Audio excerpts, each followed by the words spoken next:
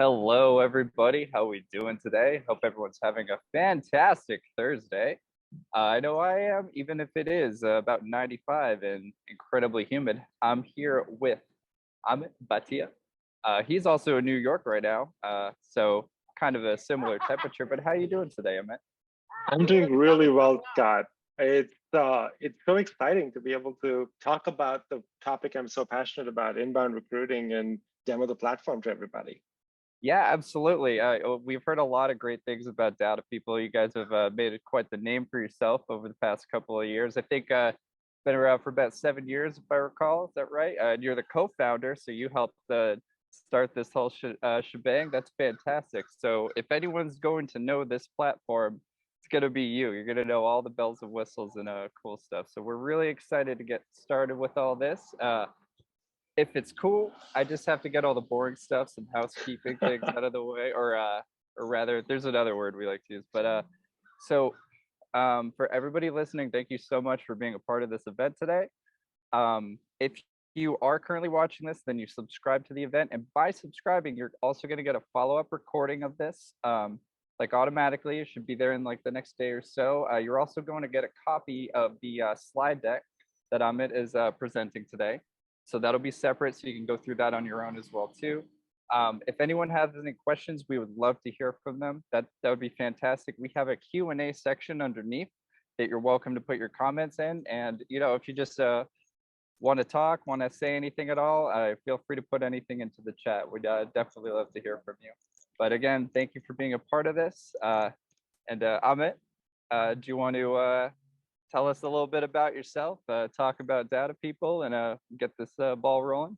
Yeah, absolutely. I was just going to say our callers are standing by. Put your comments in the chat. Yeah. But I'm going to go ahead and share my screen. I'm going to show you a little bit about our journey and what we care about and what we're really passionate about. And then we're going to jump right into a product demo. And we've got quizzes for you. We've got questions for you. I hope you'll join me on this journey and keep this as interactive as possible, because I love it when it happens. So let's talk about recruiting today. Whoops, there we go. I'm going to give you a little bit more screen space and hop off, but fantastic talking to you. I'm really excited to watch this. Thank you, Amit. Thank you, Scott. I really appreciate it. Good luck. So I'll be here to pop in as well.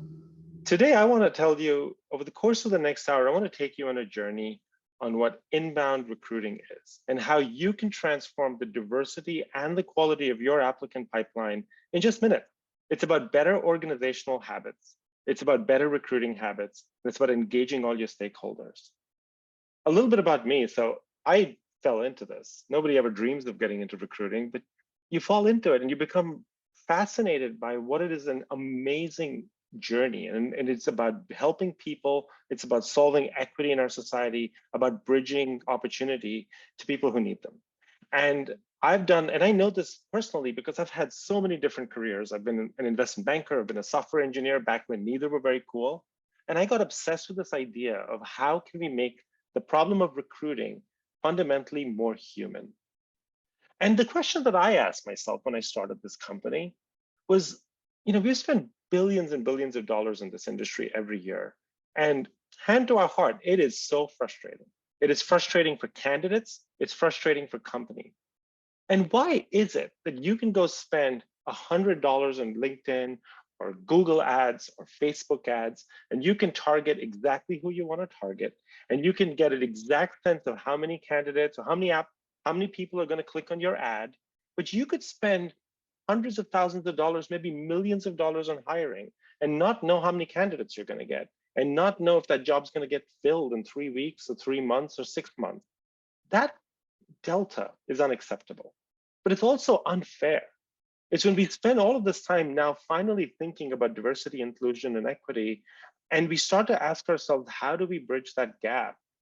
The question we've been asking ourselves is, what if this actually related? What if we could allow fantastic qualified candidates to find us?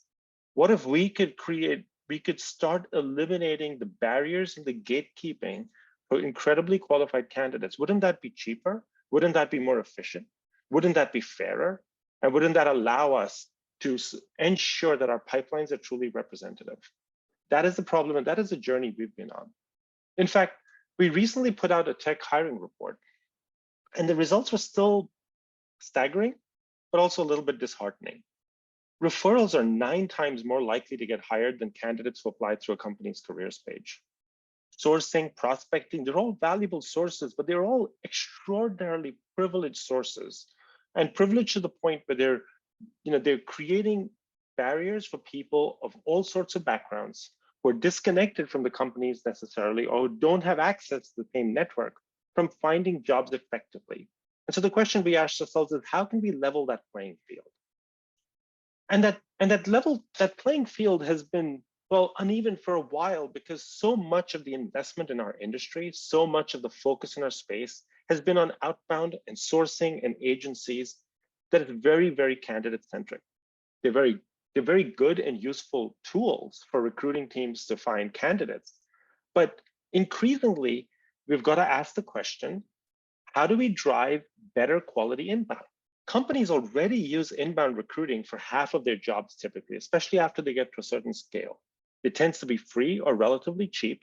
You can post your job on your careers page so that it gets syndicated across hundreds of job boards, and it actually does drive quality. However, in order to do it well, in order to do it predictably, takes a lot of work. And we're going to show you how companies that do it incredibly well are able to be successful. Now, we've had the good fortune of working with some of the world's leading companies. Across the world, we're in 80 countries around the world, and we work from startups to Fortune 500s to financial companies to government organizations, the University of Michigan. And one of the things that we noticed was you can do inbound recruiting really well. And when you do, it affects every single metric. DoorDash recently put out a study on their diversity and inclusion report publicly for the first time. And they talked about Datapeople. And they said not only does it help them get 25% more women on average to their talent pipelines, it helps them fill jobs 30% faster. And they're not alone. We see that time and time again across many of our customers, and we'll take some credit for it, but it's not all of it. Part of it is they're recognizing the things that you've got to do inbound well. And it has this multiplication effect across their entire pipeline. So what do they do that makes their inbound so effective, that makes their recruiting so effective? It's 3 things. The first thing they do is they write compelling jobs. They treat jobs like the marketing documents that they are. They're the beginning, they're the soul of your role, they're the soul of your company. More people look at your job descriptions than probably look at your company's homepage. And yet we spend millions of dollars perfecting every pixel on the homepage, and we spend no time thinking about the job description. We just put it out there. Oh, this is the old one. And that's how we end up with 10,000 jobs in Indeed right now that have the job title manager instead of manager. And if you're that lucky farmhand, you might get that job, but everybody else, it's really going to struggle. The second thing they do really well is they engage all the hiring stakeholders. The hiring process isn't just done by recruiters. It's done primarily by hiring managers who write the jobs, who interview the candidates, who are effectively the people who this process is for. But it's an episodic problem, and they're often working in systems outside of the traditional applicant tracking system. They're working in Microsoft Word and Google Docs.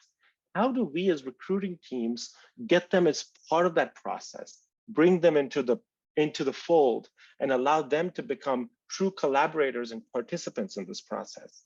And the third thing that the companies do really well is measure, refine, and iterate. You cannot improve what you cannot measure.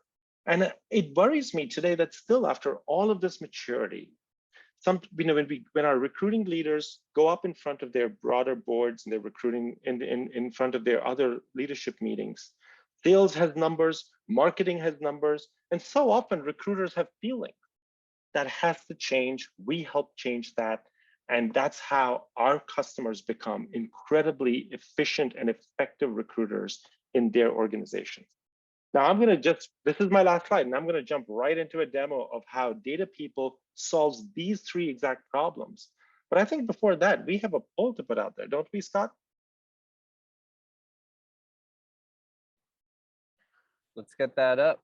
I think we have it going right now. What's the greatest area of improvement for your job post?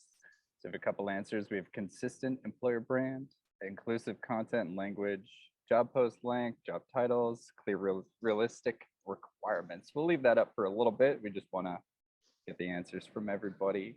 But Amit, what would you say? What would you guess the most Oh, I was going to ask you, popular Scott, answer what is? would you guess? I was going to put it back on you. Well, I am not a person of data like yourself, but I'd say the job title probably. It's it's probably going to be the thing that stands out the most. I make a lot of like small social media posts and whatever, and usually if you don't get the title right, people will click on it. You This make the such a good point, numbers. Scott. You make such a good point. Especially when companies get very large, one of the things that they forget is exactly the job title. You'll notice that with the very large organizations, their job title gets so internal facing, and it becomes really hard for candidates because remember, your candidate goes on LinkedIn, goes in your careers page, goes on Indeed, and the first thing they see is 30 different job titles. And that's the basis on which they're not going to click on all 30 jobs and read every one of them. They're probably going to click on 5, maybe 10. And that's that first major drop off you see. So the job title is such an important part, Scott. But I'm going to have to agree with our respondents here. The vast majority of respondents said that the most important thing is clear and realistic job requirements. And that is exactly right. That is exactly right. What happens so often is hiring managers are writing a job, and they're writing a job either for the most perfect candidate in the world, or they're writing a job because based on what they recruited for 15 years ago. And they forget, is this empathetic to how candidates are searching for jobs today? Is this market? Is this clear? And so often they'll just put in absolutely fluff requirements. Oh, we want great group communication skills, we want great problem solving skills. We want somebody who can hustle. And you forget, what did you really want? You wanted somebody who could program in specific languages. You want somebody who can have specific experiences, And instead of being explicit about those requirements, we are implicit. And then we start having inconsistent performance all the way through the hiring process, through the interviews, through the job description, through the offer process. And we get disappointed when candidates turn us down. Well, it starts with writing clear, realistic job requirements. So if you said that, well done. I'm really excited to hear from you. Let's jump right into the demo and see how we help companies do exactly this. So the first thing we start with is we start with a very simple editor. Think Grammarly for jobs, or just any of the different editors you might have used. How can we, in 5 minutes, help a hiring manager or a recruiter collaborate to write that perfect job description? And since many of you likely are recruiters, I thought, hey, let's start with a recruiting job. You start here, and there's a lot of different things to fill. And one of the struggles that I've seen with hiring managers and recruiters is when you start with a Microsoft Word document, you start with a Google Doc, you have this need to fill the page. And that need isn't always data-driven. How do we drive incredible results in a few minutes? So it starts with this score. It's a predictive score out of 100. And we want our users and our customers to get that score to an 85 plus. At 85 plus, you get twice as many qualified candidates, you get more diverse and underrepresented candidate pools, your jobs fill faster. So how do we go about achieving that? It's a little bit of content, it's a little bit of language, it's a little bit of calibration, it's a little bit of architecture. On the left, it sort of tells you immediately what are some of the most critical things in this job. Tell candidates about your benefits. Or if you explain one sentence on who the candidate will report to, jobs tend to fill 5% faster. Or it even detects that this is a New York-based job, and in November, New York is going to pass the human rights law that requires jobs to have salary ranges. So it detects which geographies. Our guidance tends to be very, very localized based on your geography, so you can give you the best suggestions possible. As you get in there, you can start to calibrate exactly this role. It detects it's not a very senior job. It only has 1 year of experience or 3 years of experience. Maybe we don't call it senior. And maybe we can avoid ageist language such as seasoned. It's so easy for some of that language to creep in there, but let's get rid of it. Let's really make this job easy, friendly, effective for all qualified candidates to apply. There's an inclusion and exclusion scale. We want to try and make it more inclusive. And we think about 8 different dimensions of inclusion, you know, well beyond gender in terms of race, in terms of ethnicity, in terms of socioeconomic status, in terms of age, and a range of other dimensions.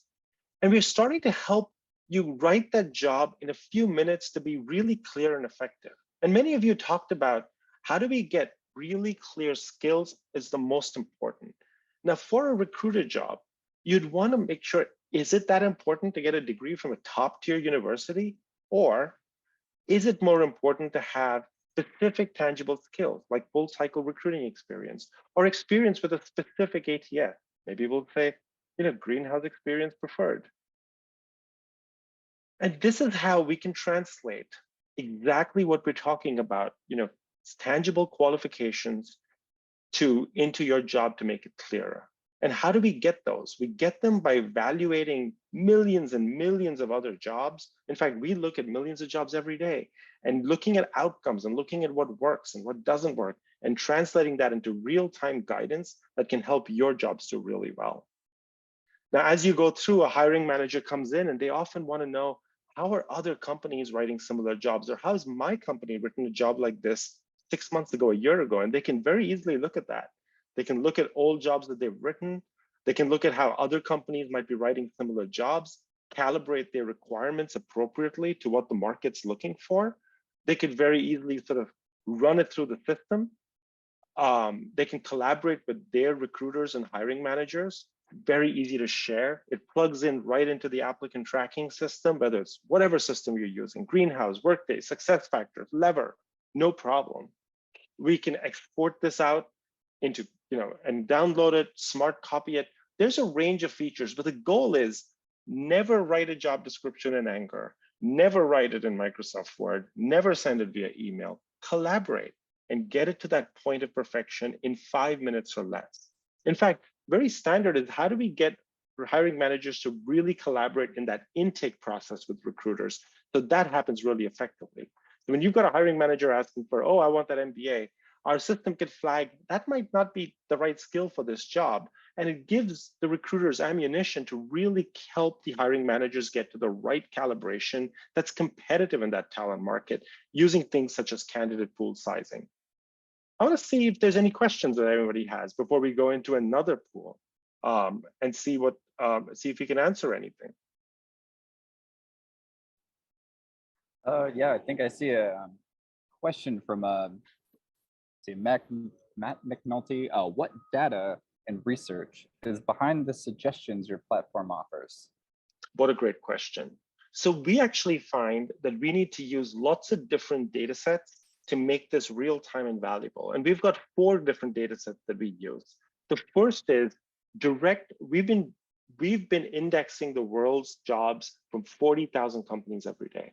And we make sure that we're constantly keeping track of all of the different trends, how skills are evolving, how titles are evolving. In fact, you can see some of the research we put out in our tech hiring report that we released a few months ago. That was very, very successful. You'd be able to go in there and see how many women tend to apply to a product management job, or how do skills change in front-end engineering jobs. The second major data set we use is we directly partner with ATSs, and we work with all of our customers, and we have data sharing arrangements to understand not only data and how the jobs perform, but what the outcomes are, how many women tend to apply, what the candidate pools look like at every stage. And that's really rich data that powers and improves this engine. Thirdly, we work with a whole range of other data providers to get independent data sets, things like salary information, things like skill taxonomies. And finally, we run our own behavioral search studies so we can understand not only how the trends get impacted, but why. One of the studies we put out recently was a study on how diversity and EEOC statements affect candidates and on candidates of different backgrounds. And the results are fairly surprising. And these are the sorts of things that we geek out about every day. So we love it when customers or prospects ask us questions about how we can use the data to answer some of the questions that they have in the recruiting process. Well said. So with that, I'm thinking people are asking us questions, but maybe I can ask them a few more questions. I thought I'd be put together a simple poll. Sometimes we have our own team of linguists, and they spend a lot of time just pouring through job descriptions. And sometimes, every now and then, we see some real doozies. Some really fun stuff just creeps in. So I thought we'll play a little game with our participants today, a game I like to call real or fake. I'm going to show you 4 job descriptions, and I'm going to ask you, do you think that's real or do you think it's fake? And we'll see how many you can guess right. Let's take it away. So our first one is, oops, the poll came up. Is this real or fake? We saw an auditor job that both required a master's and an MBA degree, but also wanted you to have the skills to type 35 to 40 words per minute. Real or fake? Now we've put a poll up on the right, so you can sort of take your guesses and we'll see who gets what right. Question number 2. Whoops. Question number 2. Let's go ahead and a job that requires you to be good looking. Real or fake?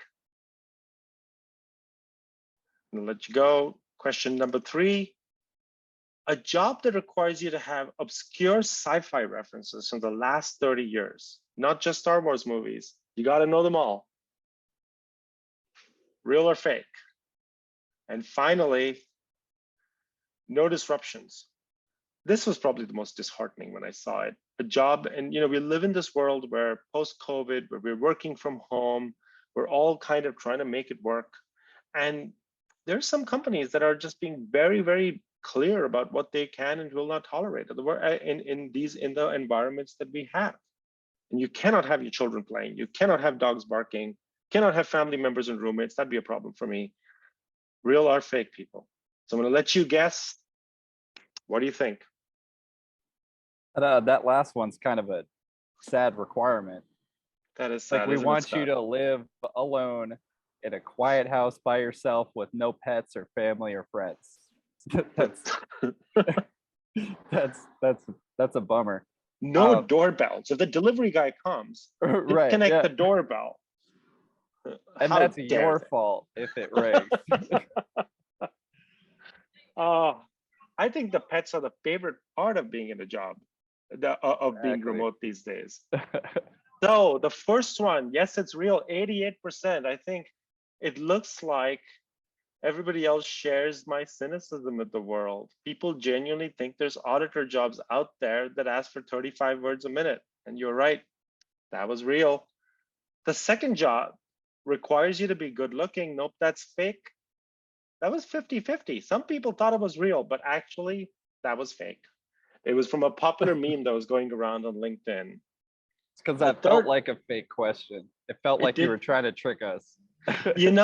Although that specific job was fake, we have seen jobs like that where people accidentally put things in like that, put things that good looking, make an example. Another one that I saw recently was one where they wanted you to speak perfect English in an American accent, and this was a job posted in Asia, and this was like, oh, right.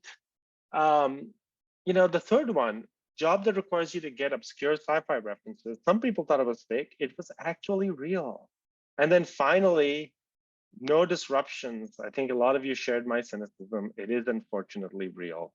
It is. We are seeing too many similar jobs like that. And not only can jobs like that, really dishearten candidates and dissuade really thoughtful, qualified candidates from finding your jobs, they can be a massive public relations nightmare for you. How often have we seen that horrible job get circulated and go viral on LinkedIn, and all of that work you put into setting up your employer brand and making sure that it speaks in the voice that you want to speak, all of that hard work gets destroyed by a sloppy job post or by something that went viral that you didn't mean to.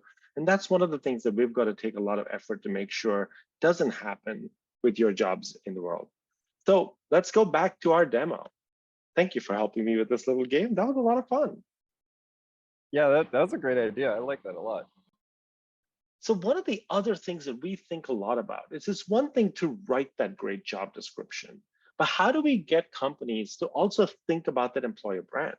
You're maybe, you've got, even if you're a company of 30 or 40 people like we are, you've got lots of different hiring managers writing jobs, you've got lots of different people, different hiring processes going on. It's hard to keep it all under control. It's how do you make sure everyone's using the same voice, the same thoughts, the same ideas? And we've got a number of little features that help you do that. The first is our really rich templating. So your admins and your recruiting operations team can set up these incredible templates, and you can lock content down. So the way you talk about yourself gets locked down. The way, you can set up a style guide, and you can then lock down things like your benefits language, your EEOC language, your diversity statement, so that you never have a job that isn't complete, that isn't beautifully written.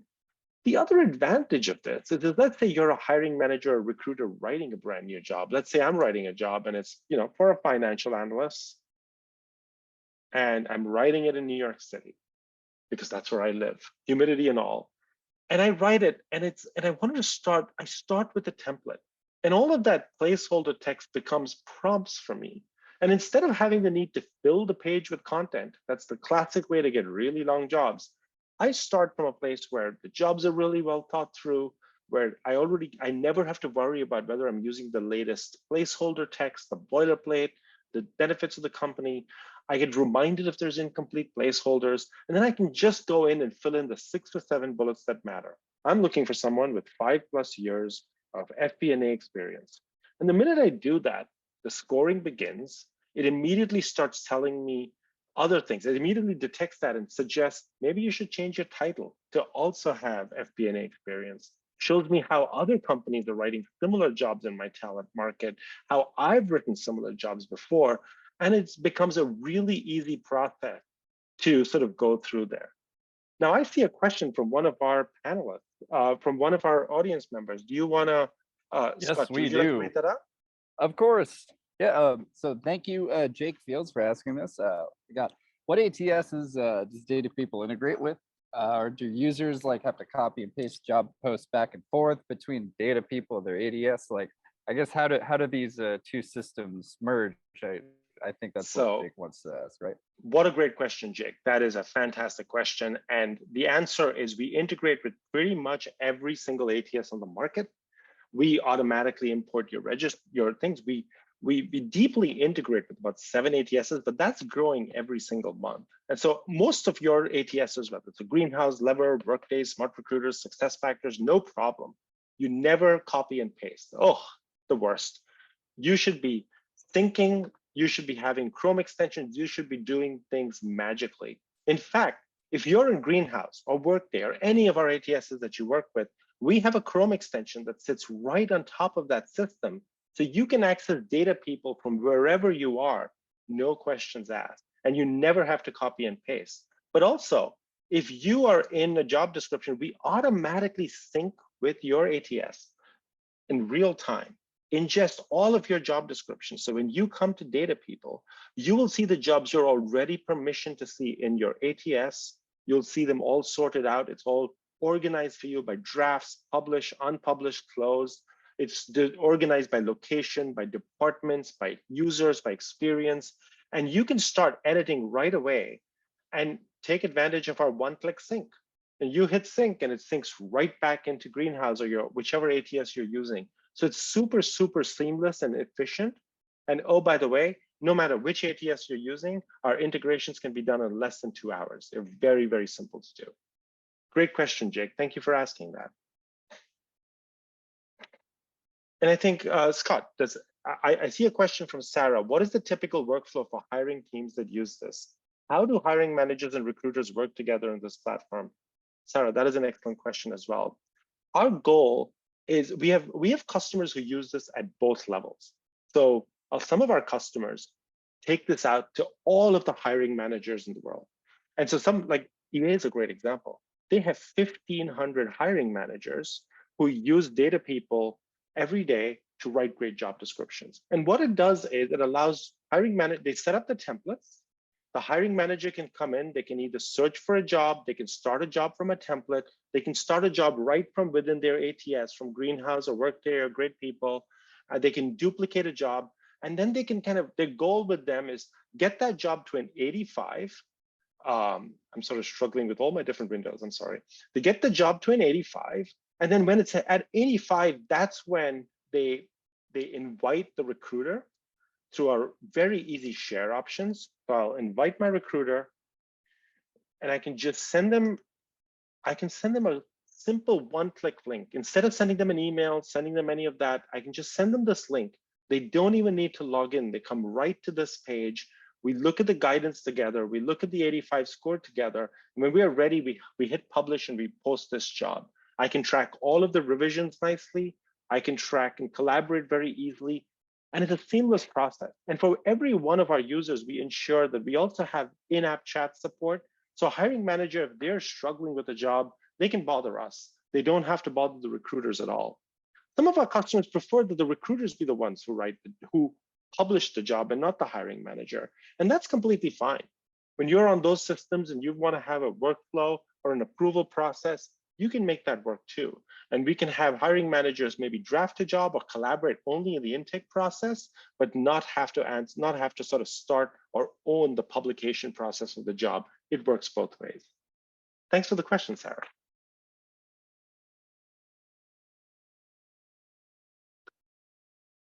Alrighty, so with that, one of the other tools, part of having an incredible employer brand is making sure that you can also track that employer brand and track change management.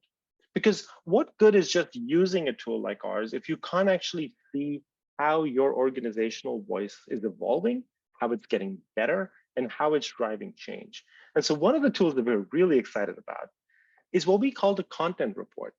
The content report, which you see here, is this beautiful tool that looks at your open jobs and studies exactly where there's gaps and deficiencies and helps you understand what to do.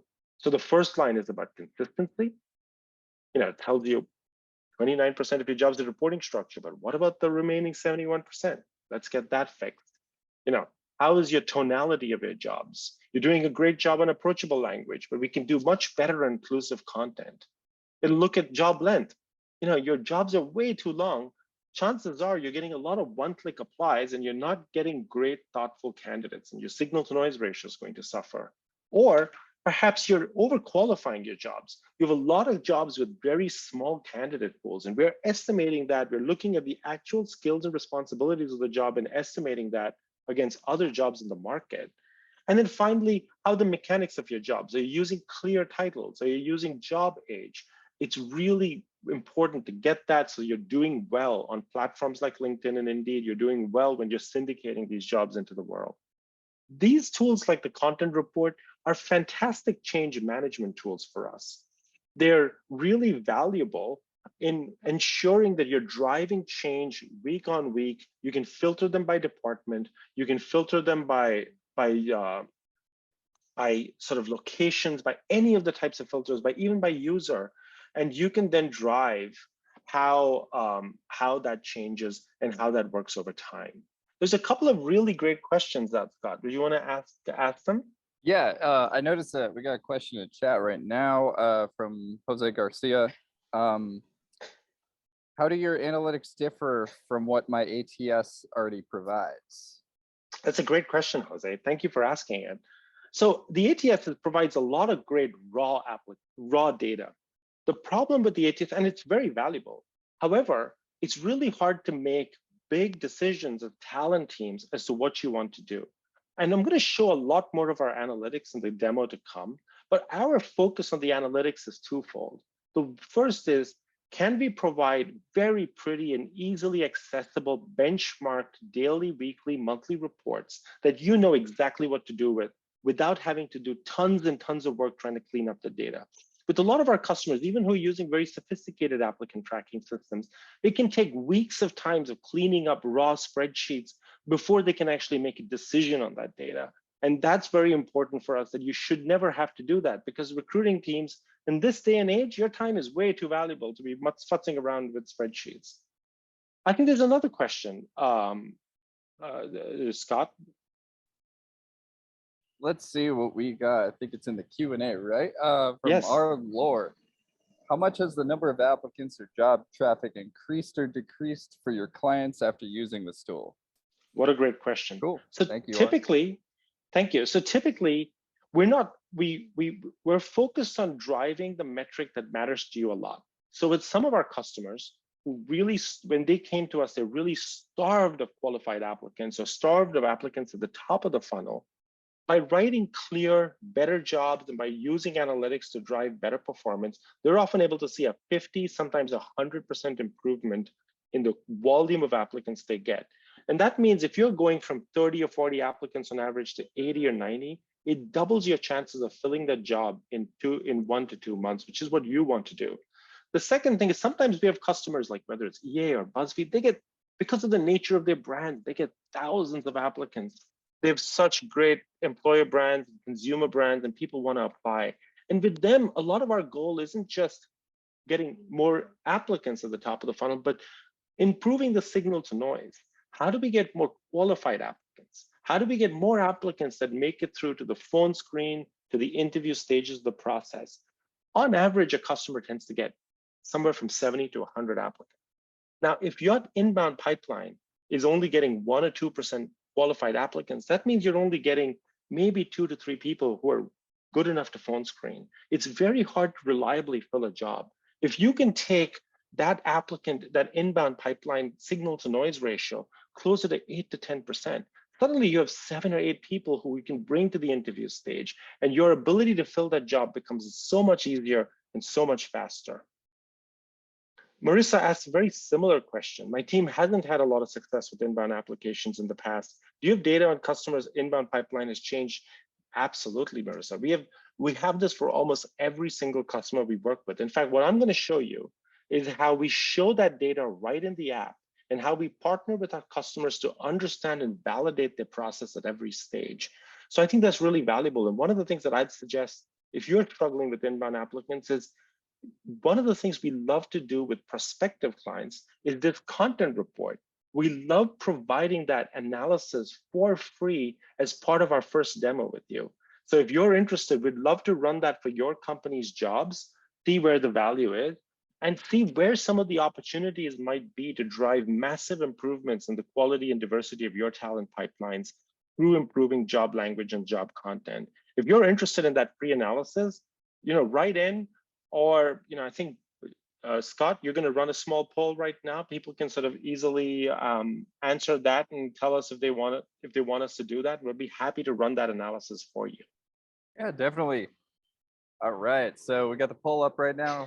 We have, would you like to receive a content snapshot, custom analysis of your open job after the webinar? And feel free to do as you please. If you say yes, we'll send it to you after the fact.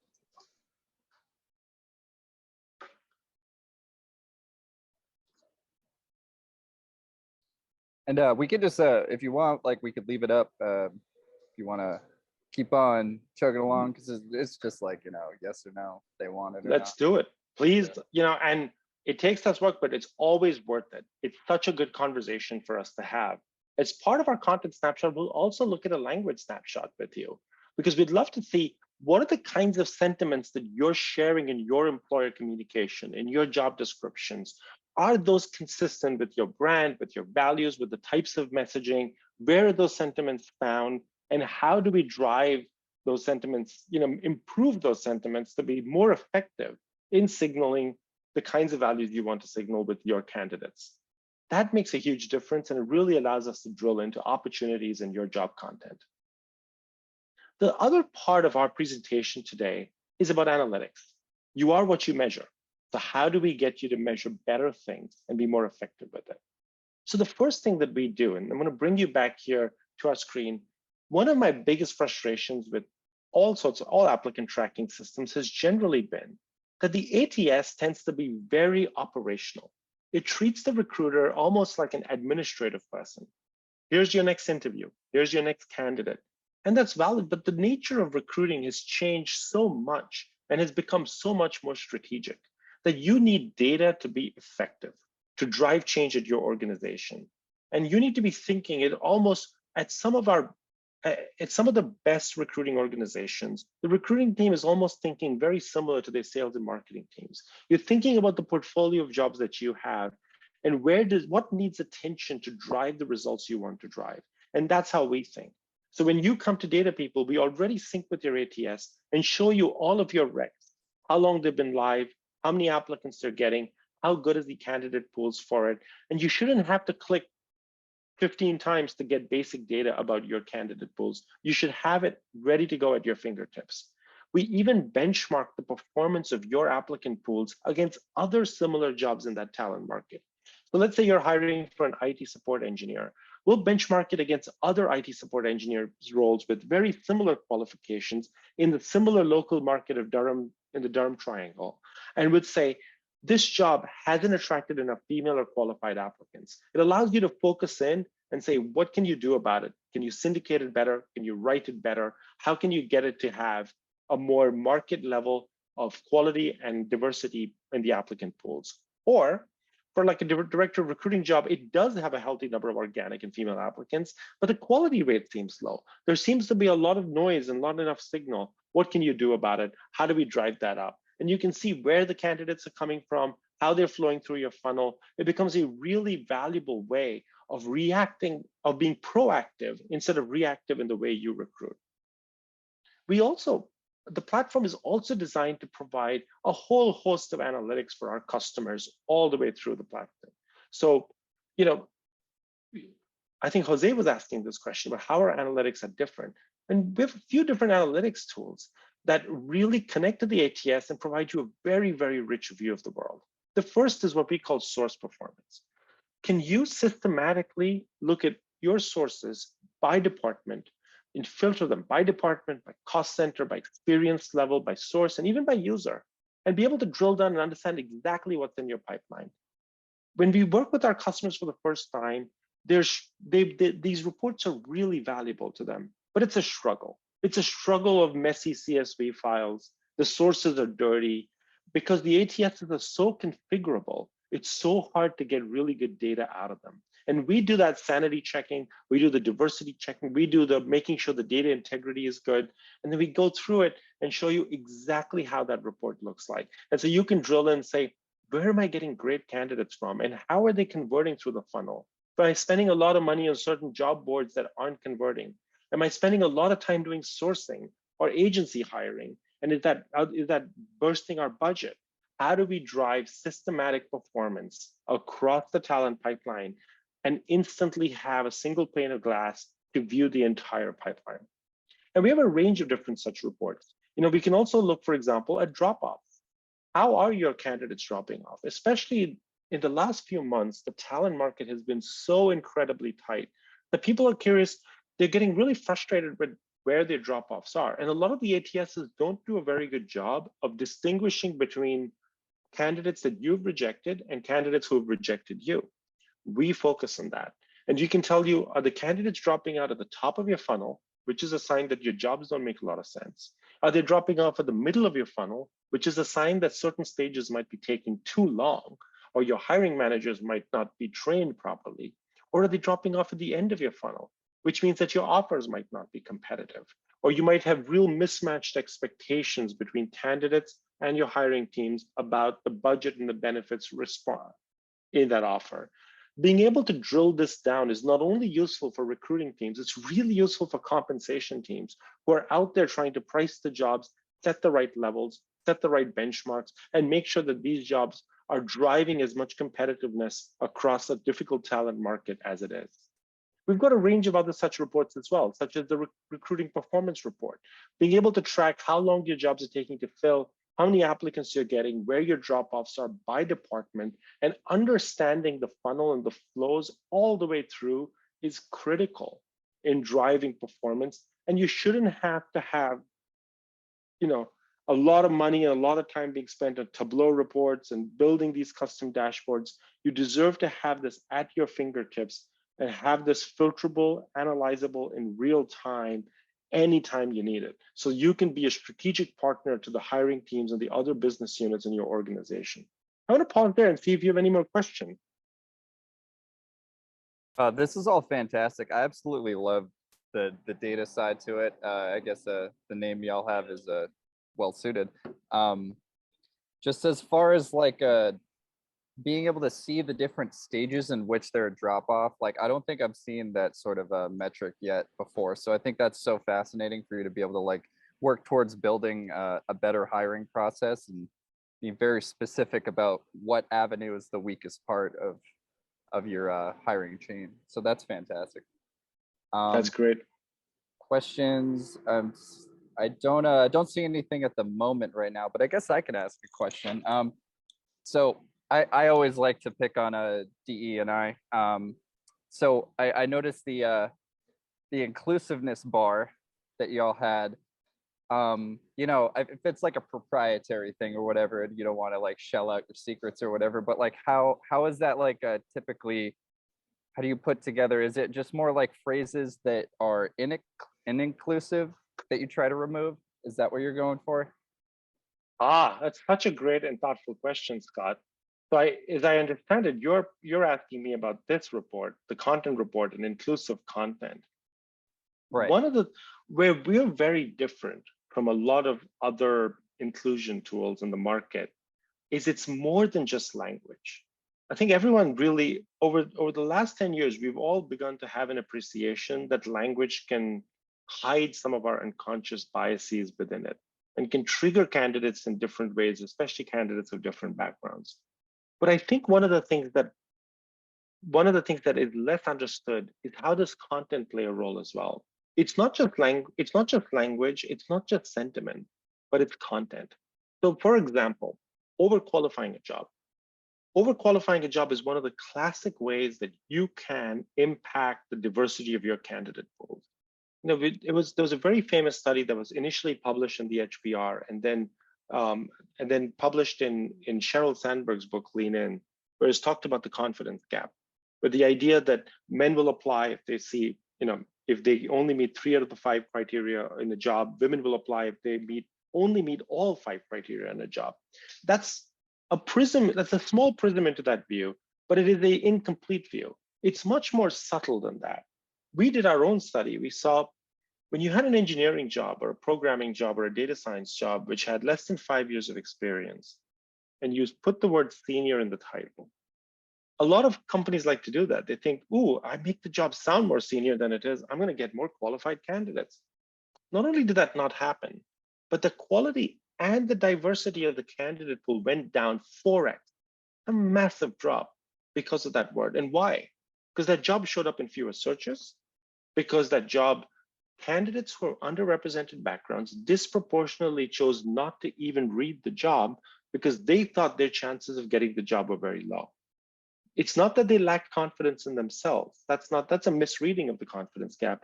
They lacked confidence in the recruiting processes of the companies that were posting these jobs. And that's the change that has to make. So when we think about this inclusivity, we think about the inclusivity across all of these different dimensions, age and gender and ethnicity, and you know, all of those different dimensions that are of underrepresentation. But we think not just about language, but about content as well. And so important to do that.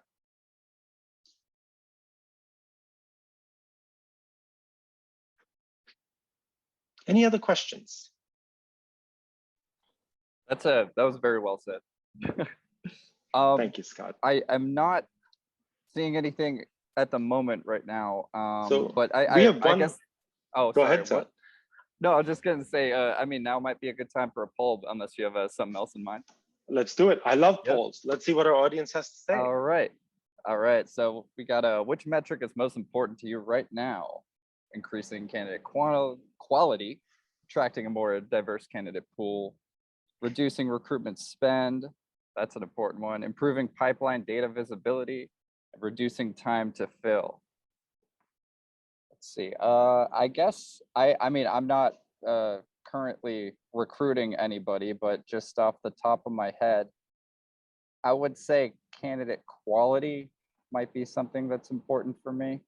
It's a really tight talent market. It's a really tight talent market, and that is still one of the biggest areas of focus for the companies we talk to. But you know, this is just the answer of a fly on the wall, right? um, I guess how do you feel about all these answers? Like, I guess we can see where the results come up before you talk, Yeah. or what No, they. let's see the results. Let's see the All results and right, then let's talk. there we go. All right. So most people agreed with you, Scott. It's Okay, about increasing candidate quality, although, and a lot of the second biggest one was reducing time to fill. And here's where I think it doesn't, for different companies, different metrics matter, but every single metric can be impacted with the same exact solution, which is improving your organizational hiring habits. In fact, you know, companies often look at these types of questions and they say, oh, they're trade-offs. I need to focus on quality first, not time to fill. Or I need to focus on diversity first, not these other things. And I think because the market has been so filled with point solutions that it's very easy to get sort of bought into this idea that these are in fact trade-offs. And our argument has always been in this market, there shouldn't be trade-offs. In fact, when you think about our customers, they see changes in every single one of these metrics, improvements in every single one of these metrics, because it isn't big. And the way we achieve that isn't through any magic. It's not through any magic phrases. It's not through any magic sort of in magic sauce in any of our guidance in terms of language. But what it is when you do things more thoughtfully, when you do things more when you build better organization habits, every single metric gets better. In fact, I see inbound recruiting and I see data people a lot like a gym. And you go there, it's, you know, you might go there because you're worried about your weight. You might go there because you're worried about cardiovascular performance. So you're training for a marathon. And as you work out, as you do the right cross training, and if you have the right trainer with you and you're working on the right program, you can make improvements on every single metric that you care about, and even some metrics you didn't care about. And I think that's the goal here, is how do we make your organization more healthy in the way it handles its recruiting processes?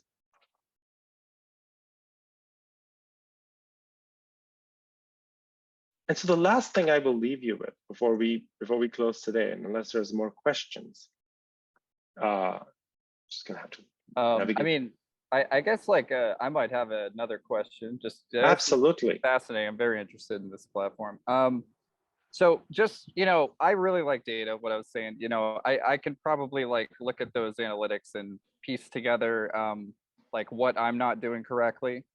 Okay. But like if someone's not very like data centric and can't really like analyze all that stuff, like how would they go about like being able to get insight from these metrics? That's such a great question, Scott. In fact, it's one of the things that's real for a lot of recruiting professionals. When recruiters, we're often trained in people skills, in sort of in the art of sort of identifying the right candidates. We're not always trained in data science and data and analytics and the language around that, and that's okay. In fact, the way we think about our tools is how do we drive actions with reporting? You shouldn't have to have a data scientist standing by to decipher these cryptic reports, but rather you should be able to look at this chart, you should be able to look at a report and be able to act on it in real time. If you see a lot of candidates coming in through a forum or a certain channel, but it's not actually translating, it's pretty obvious what to do. Either it's to turn it off or reduce your spend. If you see a recruiter on your team doing a lot of prospecting but not actually making hires, so it's really about presenting the data in a way that's super easy to understand and eliminating the noise. And we've taken a lot of pains to do that. One of the reasons we're able to do that, one of the reasons is we actually, most of us at Data People are former recruiters, are people with former recruiting backgrounds or HR backgrounds. Our customer support and success team actually has three former Data People customers running it, and they think very deeply about change management, and they have great empathy for our colleagues in recruiting and the challenges that they face every day. And so we try to build our technology to be as human as possible and as easy to use by recruiting practitioners and recruiting professionals, not by data scientists. Thank you. Yeah, no, that helps a lot because I just was thinking about like the average cup of Joe guy sitting there being like, what do all these numbers mean? You know? Wow, you pulled out the accent on that one, Scott. Well, I lived in Texas for 6 years, so I'm allowed to, right? But yeah, so what's a have we reached the end of the slideshow? Is there any final notes or anything you want to leave us with? We have reached the end of my prepared remarks, Scott. But the Oh, last okay. thing I would leave you with, and it's you've been such a great audience. I love all the questions. Is inbound recruiting, and as I want to think about, as you think about inbound recruiting, there's four core parts to it. We want to make sure that you're writing job descriptions that are attractive, that pull in qualified candidates of every background, and you should do it with ease. We need to make sure that we're aligning stakeholders, that all of your hiring managers, your recruiters, whether or not they're writing jobs or not, we're bringing them into the fold, because recruiting isn't just done by recruiters. It's a team sport, and we need to do the team sport well. The third part is we have to make sure we can drive predictability and efficiency through reporting and measuring. It's so important to measure so we can improve what we measure. And finally, we have to bake inclusion, diversity, and equity in every step of this process. It cannot be an afterthought. It cannot be something that we ignore to the very end. It has to be part of not only of our platform, but it has to be a part of every single recruiting step and process at your company, because it's time.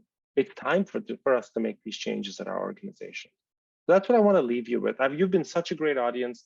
I'm so excited to talk to you about, well, my life's work, and hopefully, we get to work with some of all of you in at least showing you your content report and working through some of those problems together.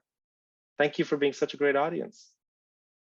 Yeah, thank you everybody. We really appreciate like all the feedback, all the comments, the engagement, and just as a reminder, everyone's going to get a copy of this this video presentation as well as the slide deck separately in an email up soon. So stay tuned for that. But again, Amit, you did a fantastic job. I can tell you believe this stuff. You got a lot of passion for it. I love hearing you talk. You have such conviction. I appreciate you. Thanks, Scott. It was so fun to co-present this with you. I appreciate you being my Sherpa on this journey. Oh, you were the spirit guide. I just pressed some buttons on the back end. All right, everybody. So we're gonna end the webinar. But again, thank you for participating. Have a wonderful day. Bye. Bye, everyone.